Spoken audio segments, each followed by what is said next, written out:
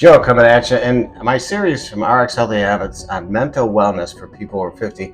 I want to talk about something that I think is very important. That is really dealing with anxiety. I did one on depression. Anxiety is another issue, and it does occur kind of, I hate to say this, but naturally as people old. I've seen it. I live in a 55 plus community. I've seen anxiety take hold of people. I want to have Tom, my avatar, go through and cover 3 points about how you can combat this.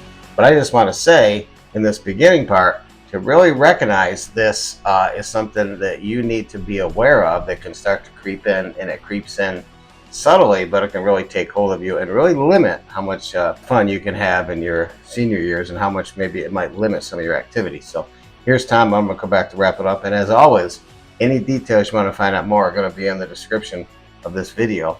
So check it out. Here's Tom. He does a great job. Hello, Tom here. Let's cover these 3 tips to help you reduce anxiety holistically. First, start with daily breathing exercises.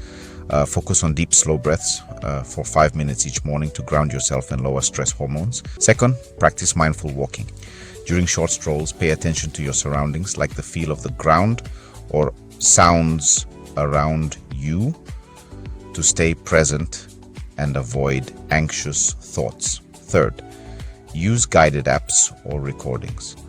Listen to short sessions tailored for seniors to build resilience against anxiety over time. Good tips, Joe. I can come up with more if you want, but the references in the video description are much more detailed.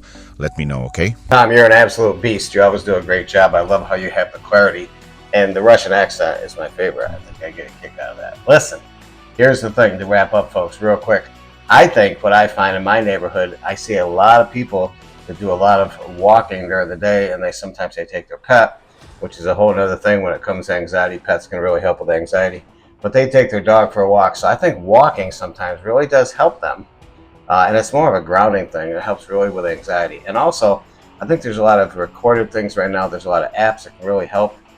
There's a lot of tools out there today to help with anxiety. If it gets out of control, though, I want to wrap with this. If it starts to really take a hold of you and it's interfering with your lifestyle, then you need to talk to your doctor. There's some medications we can use that are not addictive, but they can really help you in this area that you would take on a regular basis. That's if you get to a point where you can't do some of these strategies, and there's a lot more.